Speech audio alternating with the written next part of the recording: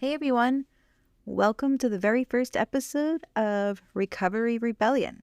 This feels a little awkward, sorry, but we'll get through it. I am your host, Tara Grace. I go by Burn the Stigma online, and this podcast is something I've wanted to do for a while. I wanted to create a space where we could break free from recovery dogma, challenge outdated narratives, and just discuss all the stigma that's out there. And of course, talk about the corruption in the industry. That's one of my favorite things to talk about. For too long, this mainstream recovery spaces have dominated. They've been using the fear-based messaging and the one-size-fits-all solution.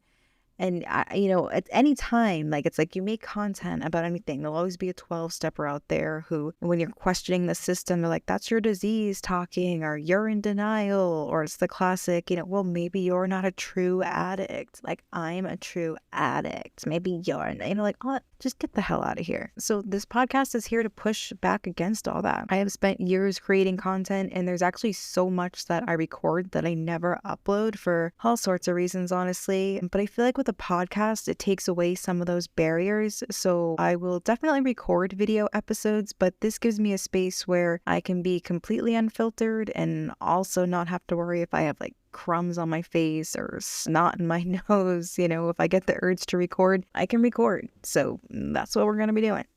I will have guests from time to time, obviously people who have left 12-step programs, those who have firsthand experience with treatment center corruption, between working at a treatment center, being exposed to body brokering, all that kind of stuff. I want to talk to people who have been harmed by the system. I want to talk to experts in harm reduction, drug policy, all different sorts of recovery pathways. And the other cool thing about doing it podcast form is that it's going to allow me to speak with guests who may not want to show their face on camera, but would be willing to have a conversation via podcast. So we're going to be having some tough conversations, and a lot of conversations that most people are afraid to have because this shit has gone on for far too long. Lately, I've just really been seeing a lot of 12-step recovery lives and content on social media. It's just wild how much the program, it just dominates, even on online recovery spaces where there's so many people talking about different things. I really feel that 12-step is still the main narrative that we hear. And just like it dominates treatment centers and public perception, this shit's everywhere.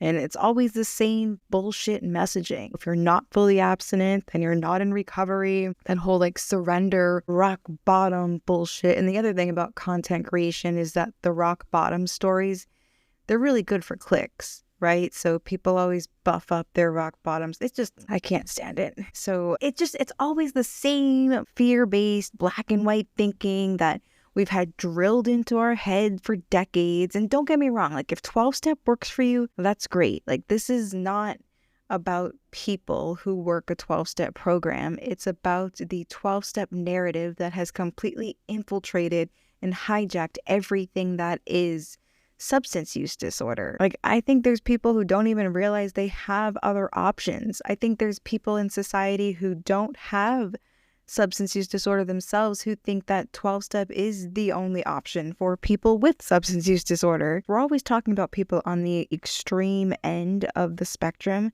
but there's so many more people who don't use chaotically, or don't get to the point of where, they are unhoused on the street. And we always put so much focus on that, I think, especially on social media, because again, clicks and views, that's what gets it, not the person who still has everything. And that's another reason why I started this podcast, is because recovery and substance use and all of that shit, it's so much more than what we think it is. And I've learned so much, and I'm still learning. I'm always deprogramming and learning new things.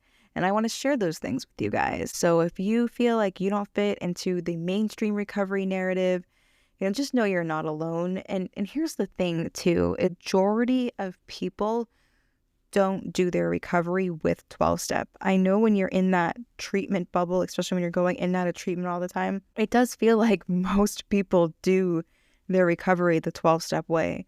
But I promise you, they don't. Majority of people don't find success in the rooms. I know we feel like we're the odd man out, that maybe we're the constitutionally incapable ones that they talk about in the big book, but we are the overwhelming majority who has been made to feel like there's something wrong with us, and there's nothing wrong with us and everything wrong with this system.